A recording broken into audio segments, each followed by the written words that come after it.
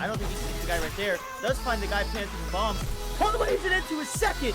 1v3, looking for the clutch, looking for the last two. He's gonna find one, another one, runs it across. Absolutely a must-makes because of the ease And of them. what? The rest of his team is slowly collapsing. The Sombra is the last player alive, and Voidex with the clutch. Yella gonna get the Nair, starting out the Nair train. Boy cannot get out of it. What are we gonna see? Forward air, then down air!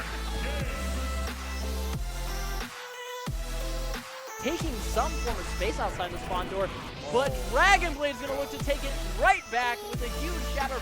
Oh my god! Another pick! Another pick! Oh, he just keeps going! It's a big bang! Hard point in the hand of the other team. Toxic tried to find one, finds a second. Does he get the third? He Finishes does! off with the pistol! The entire team in front of him, and he's gonna find like four! dominoes. The ace, actually! Push all the corner, and Gingy staying deep instead of going defensive like usual.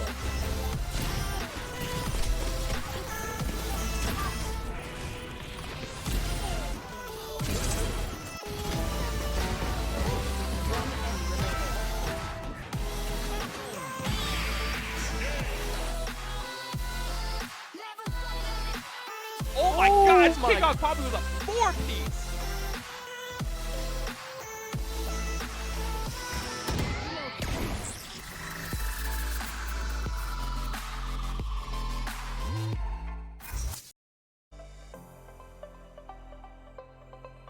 University Broadcast. I'm Molly Dens with Ben Kincaid, ready to kick off our week after our wonderful Call of Duty team found a win yesterday. Our Overwatch squad is looking for their first in tonight's matchup, a rather challenging one that we have here ahead today. Ben, talk me through. We had last week, while that might have been a 3-0 loss, we had a lot of positive takeaways from that day. Yeah, last week was a 3-0, unfortunately, but it did not seem like a 3-0. There was a lot of shining moments for the Shenandoah squad throughout that series, and I'm hoping against Maryville tonight that they will be able to keep up that momentum and really fine-tune some different plays and strategies that they worked on over really scrims in the break, coming in to this match here and this season. I'm excited to see what they pull out today. Yeah. We got to talk a little bit last week about some of our new players, right? Transitioning into the roster. You got Sacred End, who has been a player in the past, but has been the coach last semester, now rejoining that lineup. You've Cherry coming up as a support player for our academy team, and of course Ben transitioning over to the tank role. So there's bound to be this little phase in there where you're figuring everything out, what really is going to work best for this squad. And, you know, when we get to look at them, there have been some notable improvements and changes since last semester, not only in the lineup, but what we have been playing. Shenandoah University has developed a reputation for being this Reinhardt TP Brawl one-trick squad, which is no longer the case. You have this added depth to your roster, and they've showed us some new looks that I've been rather impressed about, Cherry being one of those players. Yeah, they've been able to pull out many different things with the change of play styles and really where players are playing at. Sacred End joining the squad, like you said, Ben going over to his main role. He was DPS last semester and now is the main tank this semester. Really kind of opens up different avenues that this team can really play towards. They like that Reinhardt comp and they're still very good at it, but they have been able to adapt into other different play styles moving forward and really pulled him out a little bit last week. They played some Ramatra, and I believe JQ was the other one that they played a little bit. And it didn't look bad. It looked pretty good. And that's just what it comes with, is that a lot of these compositions, they're sticking to this overall concept of a brawl. And changing that up, of course, is going to affect the maps in particular that you're going to be strongest at, which unfortunately for them isn't the first or the third map that you traditionally see within our lineup. So Control and Flashpoint used to be Shenandoah's strongest, but now that they've been looking over towards this Sigma with Ethan, Sacred End, and Voidex on more of these sniper roles, really leaning into Cherry and Kasim in terms of their flex support positions. You have this long-range game that this team is so incredibly good at, and they force it when they can. Unfortunately for them, Control is the start. It is a lot more challenging. These maps themselves lend to closer quarters gameplay. And, you know, when we start to look at that, our first map, Antarctic Peninsula, switching it up from our usual Lijiang Tower. This will be a pick from their opponent today. Yeah. So this map, a little bit different. We'll talk about it more as we go on. But first, I want to touch on the opponent, right? Yes. Maryville University. I'm going to set the standards right now. This is going to be a challenging match. Maryville are a team with basically entirely pro roster. The only two that have not made an appearance on the Overwatch League stage would have made it next season had that not happened. Yeah. So They are at the highest levels of individual skill and have claimed championship after championship so far. What we're looking to do today is we want to see how has Shenandoah grown since last week. They have had to face the two arguably best teams that we have here within the NACE Super League for weeks 1 and 2, and it's really going to push them to their limits today. Yeah, and I feel like getting those two major titans in the first 2 weeks can be beneficial for them, right? Yep. Once you're playing on this really high level, playing against, I believe it was Fisher last week, and then Maryville this week, that is some tough competition. Big time players and big time schools, and being able to really kind of test the waters and try some new things and have some success against these teams is something very promising moving forward in the rest of the season when you play some of the teams that really aren't at that high caliber, like the Maryville, like the Fisher colleges. Again, these matches are going to push them, even if they're not necessarily appearing as like, hey, we're going to rock out of the gates. This is going to be a 3-0, easy, we're done. No, that is going to be far from the case what we see today. And really what I want to see improving from Shenandoah is while they looked great on some of these poke comps when they were able to pull them out, I want to see a steady improvement in terms of this Ramatra brawl, which we're likely going to see from Maryville, having either False or Dante on that respective tank, one of their best heroes coming out. And one of the best that you can have in the role, arguably within the country as a whole. So when we start to head into Antarctic Peninsula, what you have in your sights now, just point number 1, Icebreaker, a very close-knit map that will be similar to Labs. The one oddball that's going to stand out is our good friend Sub-Level. That one is indoors and has these weird, like, U-shaped high ground almost. The teams can play rotationally around, and this does make me question, what is Shenandoah's strategy going to be coming out of the gate? Not expecting to see the Sigma at all. Do they stick with that conformed Ramatra, the JQ, or Ben, maybe they go back to good old faithful Ryan TP Brawl? I think they might look towards that Ryan TP Brawl, right? They had found success on this map, particularly with that comp previously, and I feel like it would be something kind of familiar for them to really start out with, right? Being able to kind of warm up, get into that groove with a composition that they're very familiar with, and then kind of bleeding into these other kind of play styles once you kind of get used to Maryville's speed and their pace of game, being able to adapt with hero changes and whatnot throughout the series. I'd expect to see the Reinhardt starting, but I could very well like to see the Ramatra come out and stuff like that, and I think it might be an angle to kind of play both sides here on this map 1. It truly is a treat to have Ben on that tank role. He has this high level of understanding of several of these tank heroes, and really as a main point where Shenandoah start to look at like, hey, he's our Eaton game leader. He's the one that's planning out these fights, making these calls. I mean, that's traditionally the role that you're going to see is the guy walking on front and holding it down. Now, teasing out the Ramatra to kick us off here. Starting out on the one map we did not discuss. It will be Labs for them. So this is our traditional Ramatra brawl competition in terms of Shenandoah. I look to the other side, relatively standard in terms of JQ Rush.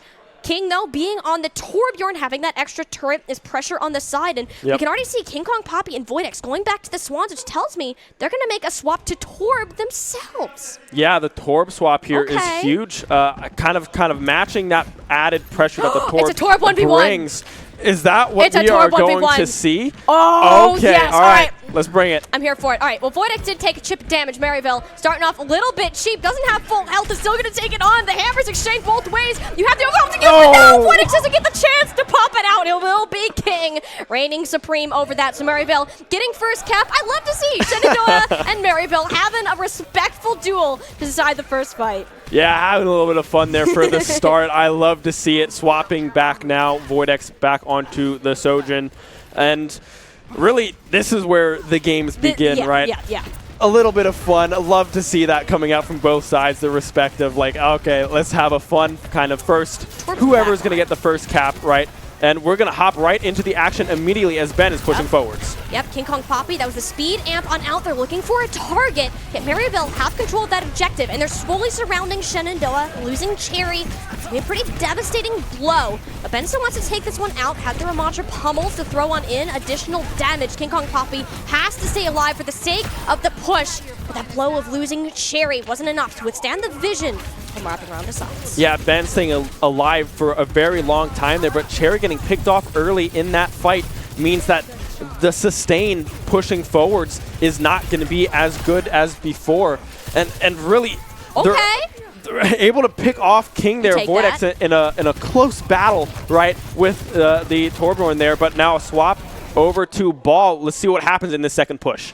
The Wrecking Ball here does not stand at all in front of Ben. He is essentially free to push on forwards as he sees fit. It's going to be difficult to lock down a target as a lot of them have a high mobility and high damage vision. Again, with the overclock, one of the best aimers that you're going to see within the collegiate scene. Couple ultimates from Maryville will go ahead, get them that flip back in control. Shenandoah will have one more fight. Yeah, Immortality Field does come through from Cherry, but I mean, Vision able to just cut through that immediately with the ultimate there, picking off 2 kills and really halting any progress that Shenandoah was hoping to get there. 2 ultimates now available, going to get used early here by King Kong Poppy, the beat going down, trying to get aggressive, and they will be able to take 2 off the board. The Torb and the Kuriko are down, but Cherry follows in response. Oh, they lost Cherry and now Voidex. Maryville still in control of this objective, so Shenandoah have to get the flip. They'll have at least Sacred End's Blizzard to help push them over the edge. Maryville have been stalling this one out. The mines making it ever more challenging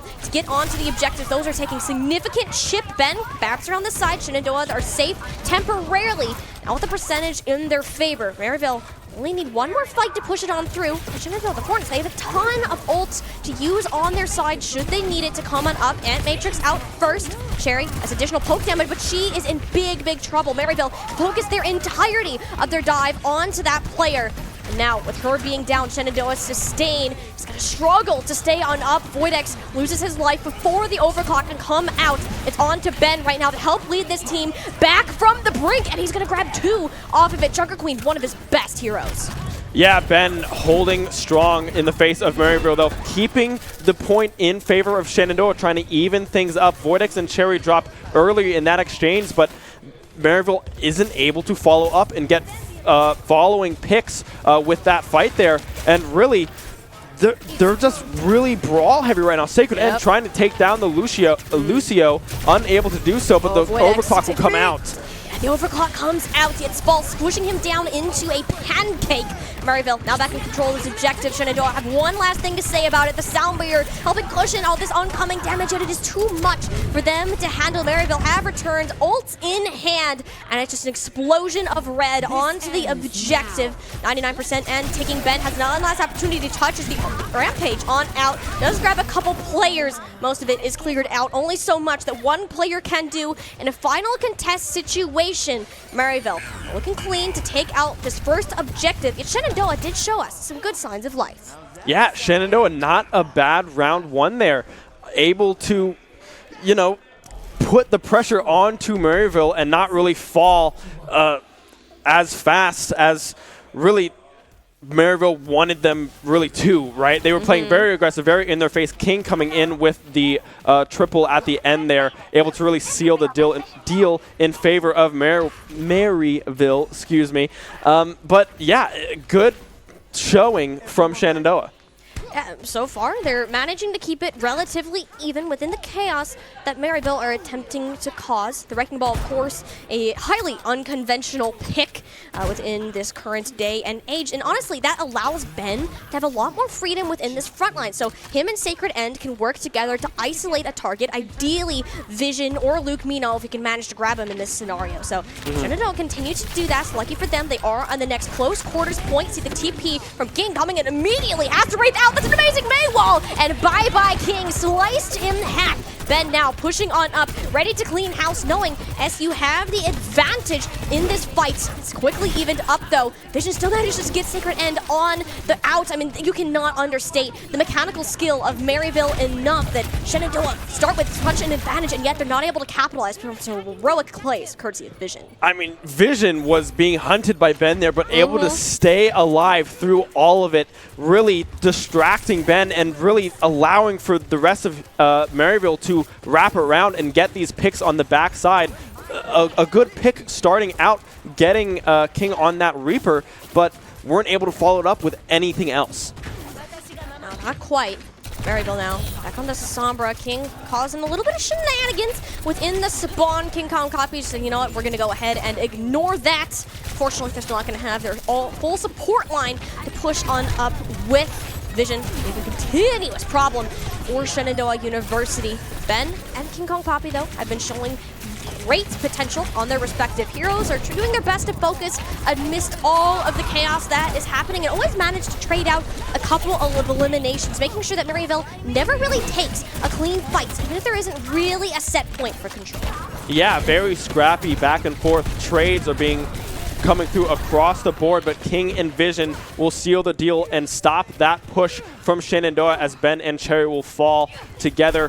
And really, it's kind of a reset now for Shenandoah. Play back, wait for your tank and your support to respawn, and see if you can go again and get control.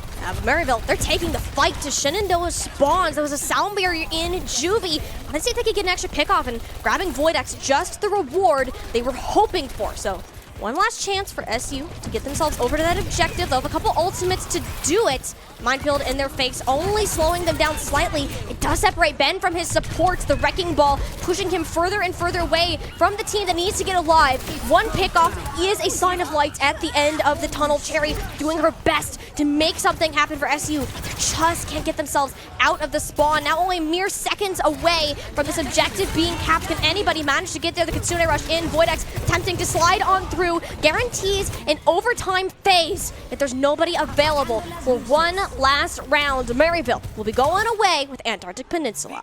Yeah, I mean, Maryville on that last push, they're really not allowing Shenandoah to leave their spawn. Ultimates being used, just keeping them at bay, really saying, if you want to get to the point, you are going to have to go through all 5 members of Maryville, and Shenandoah was really just unable to do that in that instance.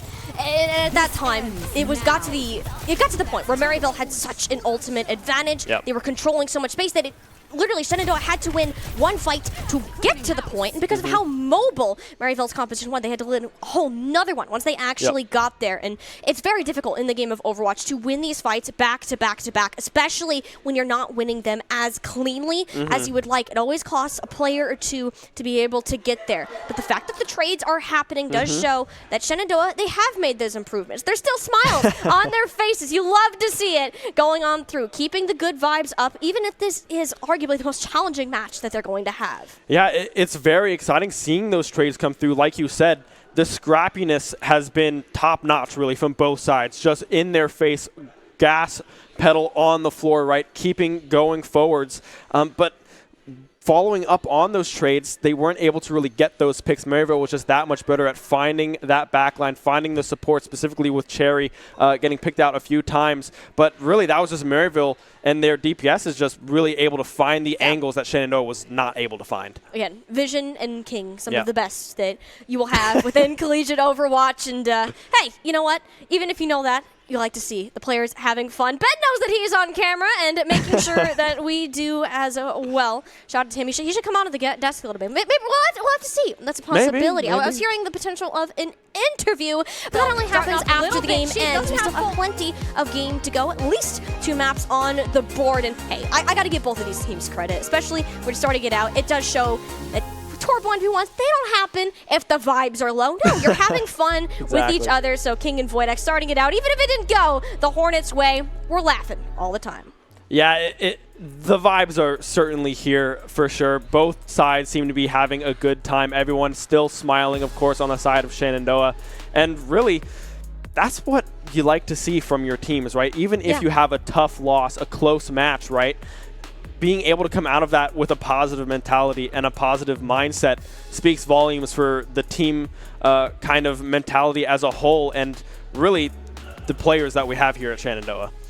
Yeah, and I think that we want to look at this too, is with Shenandoah, while they did not win that map, they did start to show us some of that synergy that I was speaking about before. There were several instances where we saw Ben in the kill feed, but it wasn't just Ben getting it done.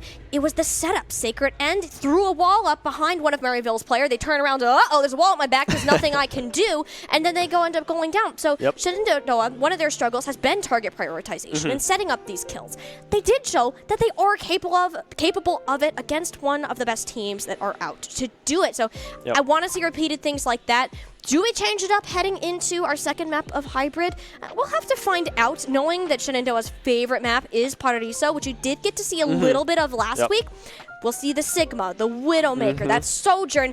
Those are the heroes that they really like to play. Yeah, I definitely expect to see the Sigma comp come out from Shenandoah here on Paradiso, which I believe was the next map that is coming up on Hybrid. Yep, Hybrid. Hey, Yeah, there you go. You're getting there. Look at that. I'm getting there. But yeah, so it's going to be exciting to see what changes, right? If the play styles change, if it's going to be more brawl-centric, or if it's going to really be like, all right, we're going to go slow, move in as a unit with communication, and really be able to pick off one by one with a Widow, with a Sojourn, trying to get those backline picks. And there you have it. We will be going to the colorful streets of Brazil for our second map of the day. If you remember last time, we had a wonderful, nice clip there where Voidex grapple shot on the Widowmaker out of spawn, 1 shot, 1 kill. And that's really started the fire to push them through. This was the map they looked the best on in their last series against Fisher College. I want to see that come back in this current one. Maryville, though, aren't likely to be peaking those same angles. It will be a lot harder to have a repeat of that instant. But hey, nonetheless, you never know. You really do never know until it actually happens. So yeah. So here's the thing, right? Is when you're going to a map such as Paradiso, you know why Shenandoah practice this one? It's because enlighten me.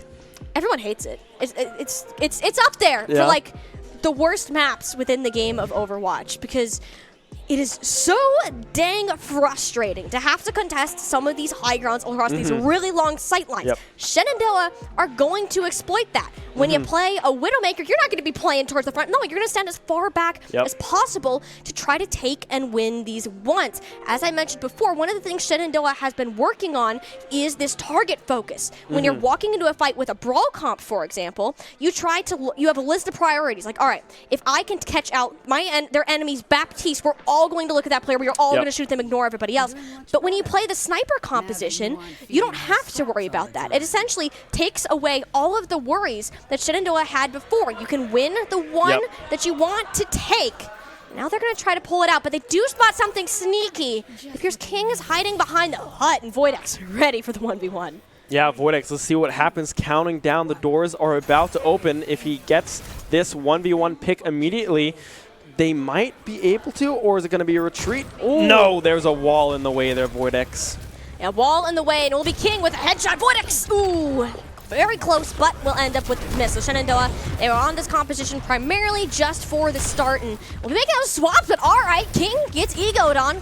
Took a very aggressive angle, and yeah, you do not want to mess around with Voidex on any form of hit scan hero. Knows resurrection available. Shenandoah, I want to see them push this advantage as fast as they can. Juby, though, a problem within the spawns. Voidex once again with body shot. Bandits grapple up. Not gonna get it, but this is Shenandoah's opportunity to push. They are on a very slow composition. As I mentioned, Cherry just walking back from the spawns after a recent swap, and if Voidex keeps hitting these, Ben, I mean, this very well could be a first point capture. Yeah, Voidex getting huge picks here onto both supports in that exchange, really allowing for Shenandoah to push onto that point and really gain control. Voidex now setting up towards the back, but is jumped on now. Juby. But will he be able to stay alive?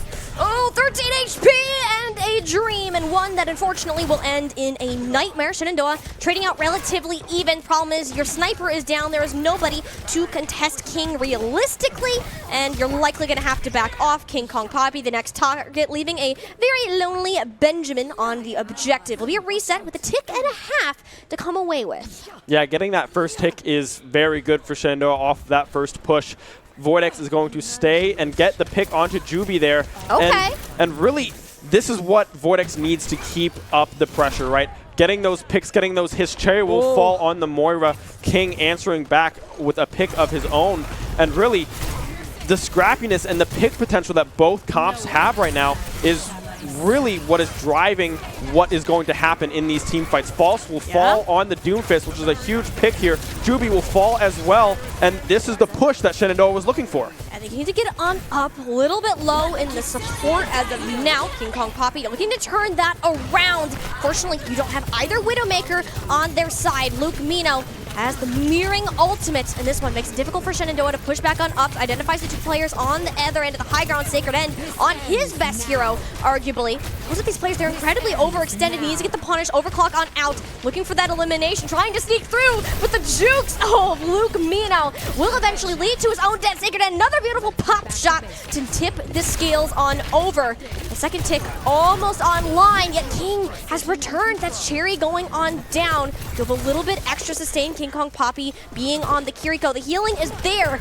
It's truly the tale of two kings. It's King on the Widowmaker and Voidex on the other side. Is doing their best to trade it out. Yet if you can't get the angles or the tank presence on point, we're looking at another reset. Yeah, these pushes are solely being defined by which Widowmaker is going to find the first pick, right?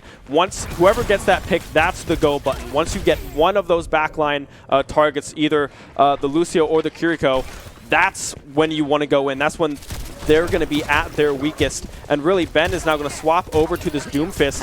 I like the match here, right? Yep. The Doom is going to provide a greater presence, at least in the faces of King and Vision, who have been the primary issue Shenandoah has been facing thus far. It also will guarantee you a final touch. Unfortunately, it's one they will have to take 4v5. Ben has to live on past this, but no! It's Vision from downtown. They're getting wiped once more. Maryville pushing on up. They want to make sure the Hornets don't even get to the objective. Yeah, Maryville just not backing up at all, denying Shenandoah's ability to get back to that point. A good effort there from Shenandoah, good looks throughout that entire match, but really just unable to reach that next point to really get that push going. Again, they really had some shining moments. I said it before, the tale of two kings. Voidex on our side, King on theirs, which Widow was getting more value while Voidex did a ton for the sake of the Hornets. It wasn't nearly enough to match up on what King was able to do. Having that defensive positioning is very advantageous for a sniper. You're already set up within those shots. You can line it up. You have the element of surprise. Maryville use that to their advantage. And now Shenandoah are looking down the barrel of a close-ish full hold that you're going to have to do. Whether they pull out the Sigma or not, we will find out, especially since you didn't get a ton of progress. It's possible they try to hold the spawn, but no. They're going to stick with this long-range game that they found success with in the earlier part of the round. Yeah, and I like Voidex here, of course, sticking with that Widowmaker. You mentioned it for King, being able to hold those defensive angles. You don't really have to move around a whole lot. You have that set up. They need to walk into you. Having that line of sight already set up is what you want to have. And now if Shenandoah can capitalize on that, it's up to Voidex. Again, same kind of game plan here with the Sigma coming through. It just get that one pick from that Widowmaker and just hold defense. Make sure that Maryville cannot get behind you, track Vision and False, and be able to know what your targets are. The communication is going to be key to hold this defense. A lot of work in terms of the communication. Voidex was reading the jump shot. Can he hit it? Yes! Mid-air! King thought he had it, but there's a shield, and Voidex has your number. And only one King can sit on the throne today. Shenandoah, nice early pick off. King immediately swapping over to the Hanzo, but Vision will be taking up the French sniper himself. But you're going to do more than that to stop Voidex. Just a second one now. He is absolutely on fire, and he is incredibly out of position. The support can't get close enough to him. Maryville still have a couple players coming back from the spawn. Shenandoah, you need to be careful. Yeah, Maryville pushing into that kind of choke point, forcing Voidex off of that kind of high ground angle that he had set up. Rock coming in huge, but Kiriko is there to keep him alive for the meantime, and he is able to get out, and really great kind of hold there, staying alive there for Maryville. Yeah, Maryville, they have the speedier return with the Doomfist on their composition, so they're going to start occupying that objective. Voidex, what in the world was that? Oh, you may lose the point, you may lose the map, but my goodness, did Voidex really make a name for himself here on Paradiso. Maryville up 2-0 and on match point. Yeah, I mean, scrappy fights all around. It was, name of the game was Widowmakers, right? Yep. Who's going to hit those shots? King was able to hit a majority of them in favor of Maryville. Voidex getting picks here and there. But again, Shenandoah not able to push forward, take that next step to really snowball off of those trades and really pick off members one at a time. Yeah, and that's the really difficult part. When Maryville are running a composition, False being on this Doomfist, you have to worry about, okay, False is in our backline. Juby was also there on the Lucio. It slows your push, it divides your attention, and therefore favors the enemy DPS who are waiting for somebody to be disrupted. Like, what's going on? You rip their head off, GG, you're done. So, Shenandoah, they got a little bit lost in that. Voidex provided a ton of stability throughout this map, and it was an excellent performance from him so far. Ben also swapping to a couple different tank heroes. The Doomfist, the Sigma, both made an appearance. While it didn't necessarily pan out the way SU wanted to, it wasn't a bad showing whatsoever. So, as we look ahead, we got one more map at least on the docket. Flashpoint will be heading on up, and we're likely going to be saying goodbye to our good friend Widowmaker. Yeah, Flashpoint, of course, is not one of those game modes that you really pull out a Widowmaker in. There's not usually a lot of high grounds that you can sit on to really be able to move around and hold angles long enough, because the point is changing so much, right? You have one consistent point, and then if you can go the distance, you're going to get all of them, but it's random after the first point there. And I think this might be the time that we might see something like that Reinhardt TP come out to play.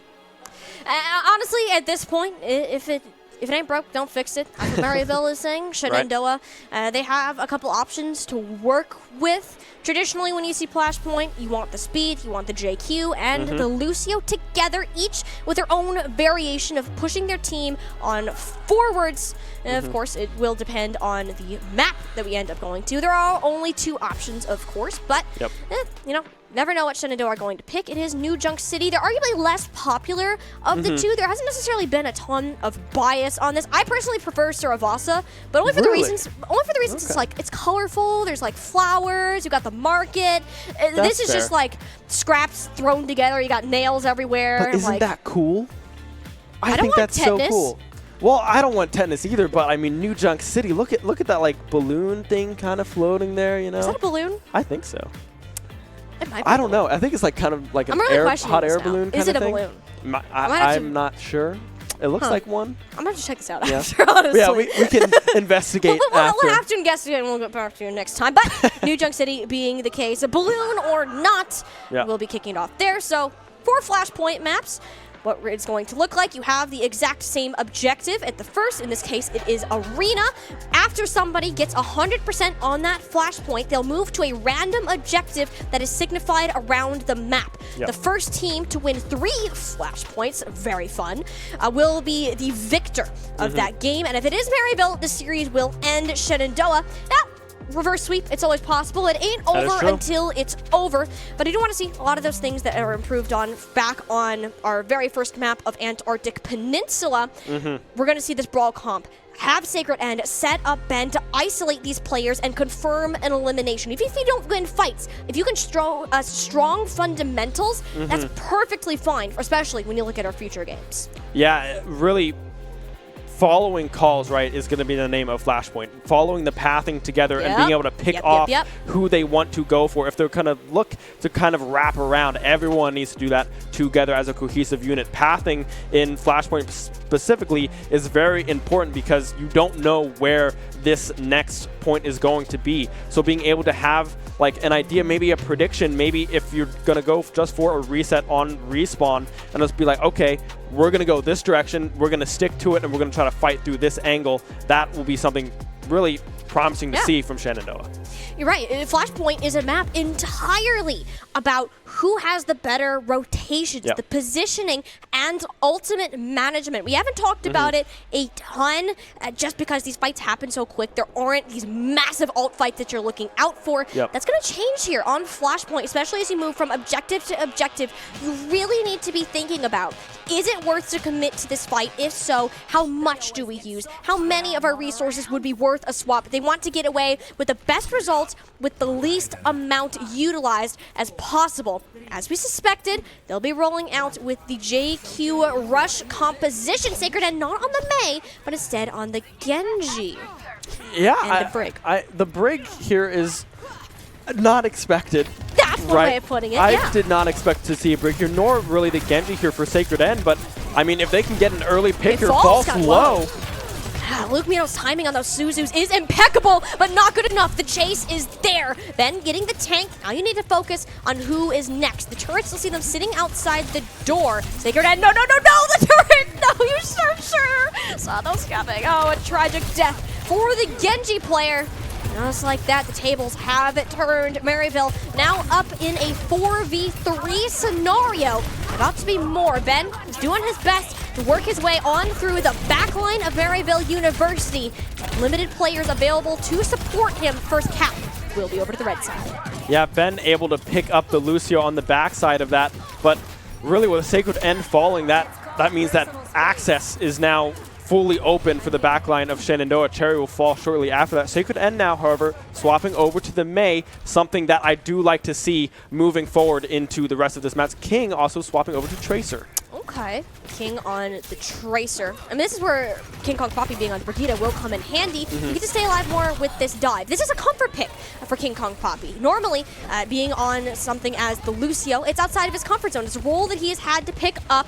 It will help sustain against some of these dive attempts. Juby still does manage to pick him out, and it's one of these more chaotic pushes that are an all-out brawl. It takes a lot to shut Shenandoah down. They never do go down without getting at least one elimination, though. Yeah, they had that wall, and it looked good. False does drop, but King and Juby are just behind them, just distracting, getting poke damage here and there. And with the mobility that these two characters have in this game, it's really hard for Shenandoah to really swing around after that pick onto False and really be able to find King and find the Lucio in these kind of odd positions because of just how fast they really are.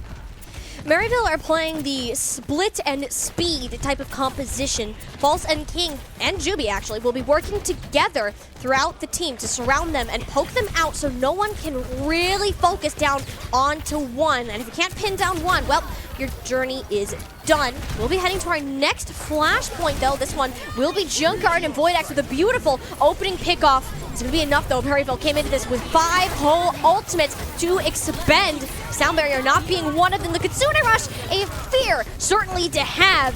So going on in, False still grab both supports off of a single seismic slam. This one has to be closed out quick in order for it to go through the health. Any damage taken is permanent, and unfortunately, their permanent residence seems to be the spawn now. Yeah, that Kitsune Rush and False really just turned the fight in Maryville's favor. Shenandoah did not expect the damage, I guess, coming out from that Doomfist, and really the positioning and the aggression that False played with there, really catching the backline of SU off guard. King Kong Poppy and Cherry both fall in that exchange early on, and with the healers down, it doesn't look like a winnable fight for the side of Shenandoah.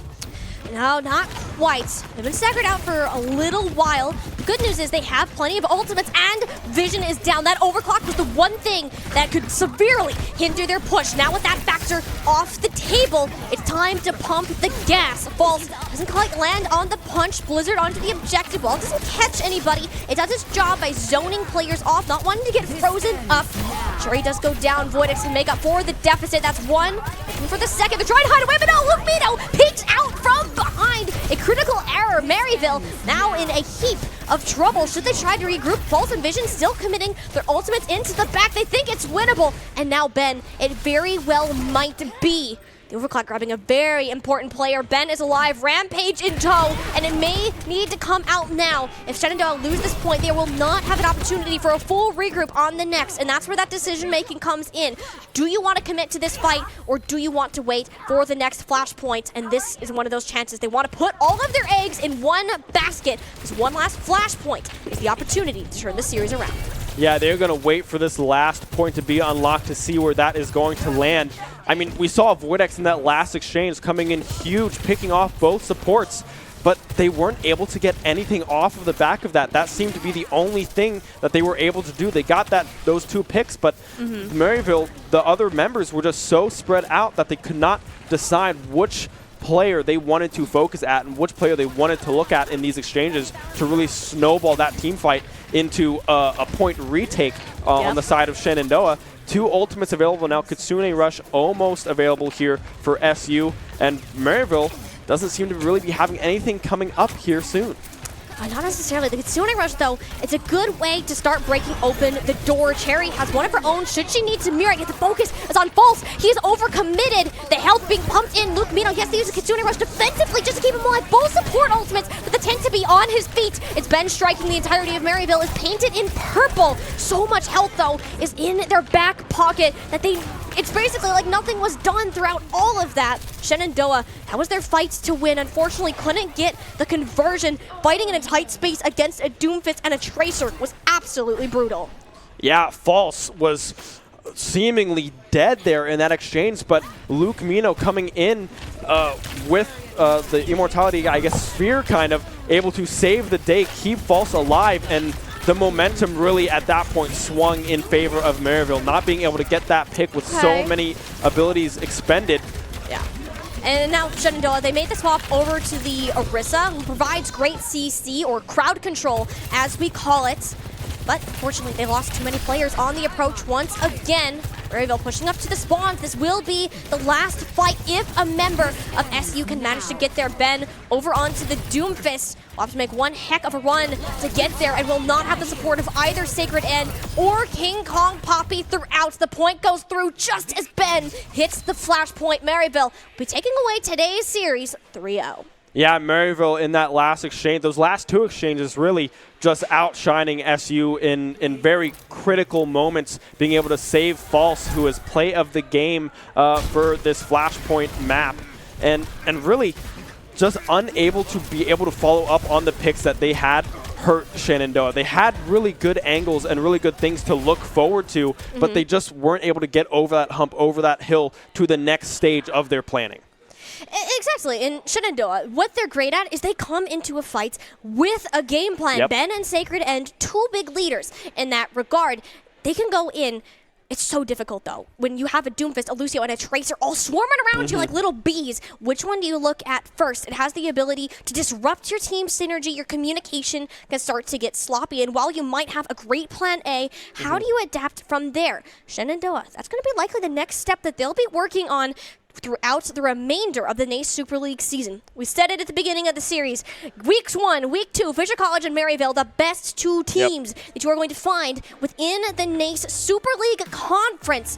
And now that we're back here, the game's going to be much easier going forwards. Yeah, really, Shenandoah in these last 2 series, right, had very promising and positive takeaways from these matches, right? They were able to play very scrappy and keep up with Fisher in the first series. Same here with Maryville, able to kind of keep up and play this scrappiness back and forth, just not able to get over that last hump. But really, this is a very positive series to look at when you're looking at VOD reviews and stuff, right? There's a lot of things that went in that you can really look at if maybe the pathing or the positioning was just slightly off, or maybe the call was not what they really anticipated or wanted to see. And this is something that can drastically improve and look a lot better in the weeks to come. Yeah, and you know, when you're playing against some of the best players within the country, not only in collegiate, I mean within the entirety of North America, you need to have some reasonable expectations of how that's going to go. They might have better aim, they might have this better understanding, this longer experience than Shenandoah, and the fact that they've had these bright, shining moments when they did does show that while they still need to improve, they are very much on that upwards trend, and as the season continues to progress, we'll get to see more of that come into action, as Overwatch does have quite a few patch changes coming on up soon. But for now, that's going to conclude our segment here on the desk today. I believe we have an interview coming on up, to my knowledge, so we are going to go ahead, take a quick break, get our player set on up, and we'll see you back here in just a few minutes. Objective, yet Shenandoah did show us some good signs of life. Yeah, Shenandoah. TP from King coming in immediately, has to wraith out. That's an amazing Maywall, and bye-bye phase. If there's nobody available for one last round, Maryville will be going away with Antarctic Peninsula. Yeah, I mean, Maryville on that last push there, if you want to get to the point, you are going to have to go through all 5 members of Maryville, and Shenandoah was really just unable to do that in that instance. And at that time, it got to the point where Maryville had such an ultimate advantage. Yep. They were controlling so much space that literally Shenandoah had to win. But no, it's vision from downtown. They're getting wiped once more. Maryville pushing on up. They want to make sure the Hornets don't even get to the objective. Yeah, Maryville just unable to reach that next point. Out of work. Comes the communication. Voidex was reading the jump shot. Can he hit it? Yes! But goodness, did Voidex really make a name for himself here on Paradiso? Maryville up 2-0 and on match point. Yeah, shots. King was able to hit a majority of them in favor of Maryville. Voidex getting picks here and there, but again, Shenandoah not able to push forwards, take that next step to really snowball off of those trades and really pick off members one at a time.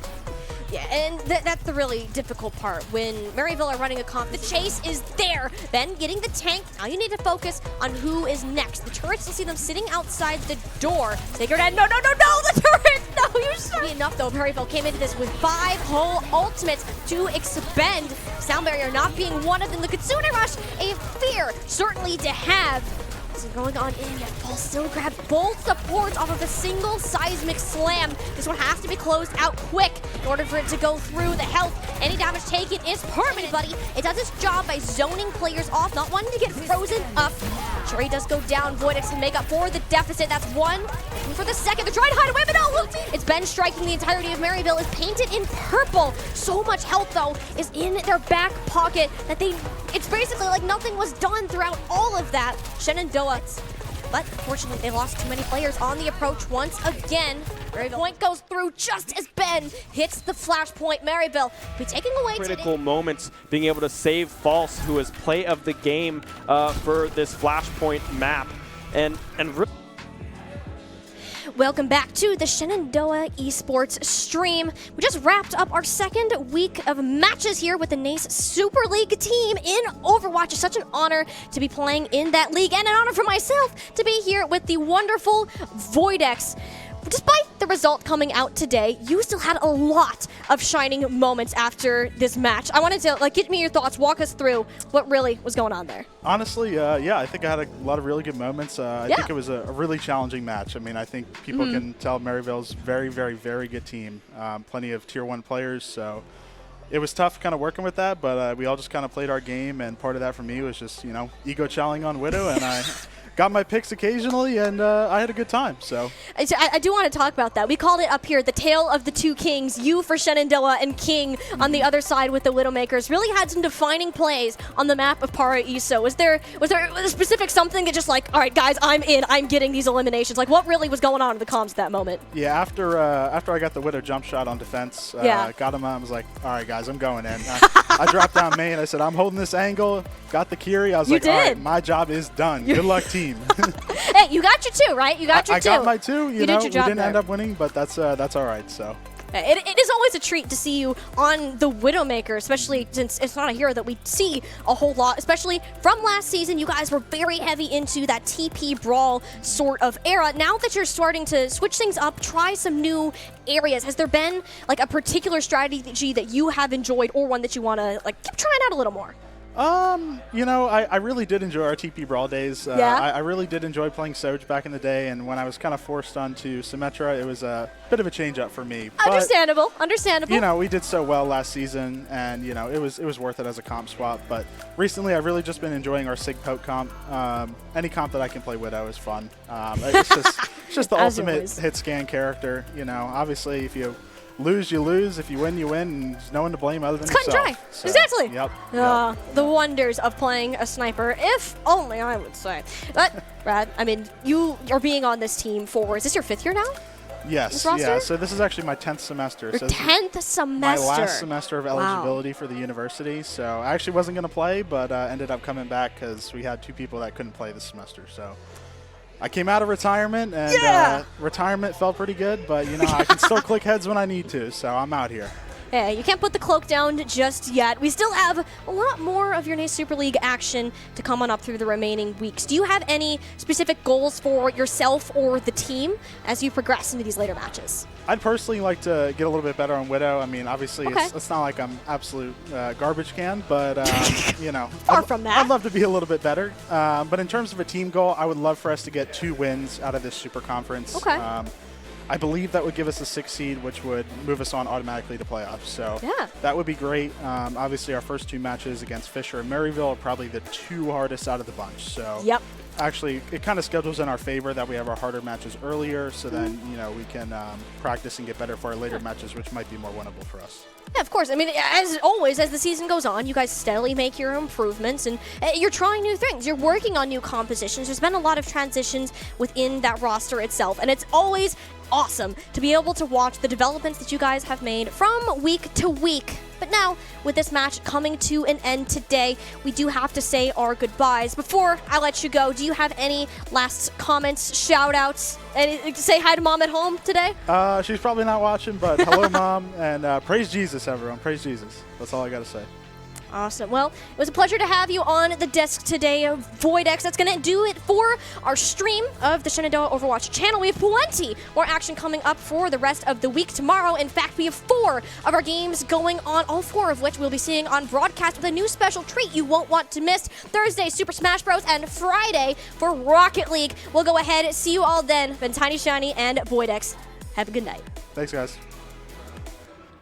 Starting off a little bit cheap, doesn't have full health, is still going to take it on. The hammers exchange both ways. You have the overwhelm to use it now. VODX doesn't get the chance to pop it out. The wrecking ball here does not stand at all in front of Ben. He is essentially free to push on forwards as he sees fit. It's going to be difficult to lock down a target as a lot of them feed. A couple ultimates from Maryville will go ahead, get them that flip back in control. Shenandoah lines making it ever more challenging to get onto the objectives. Those are taking significant shift first objective. Yet Shenandoah did show us some good signs of life.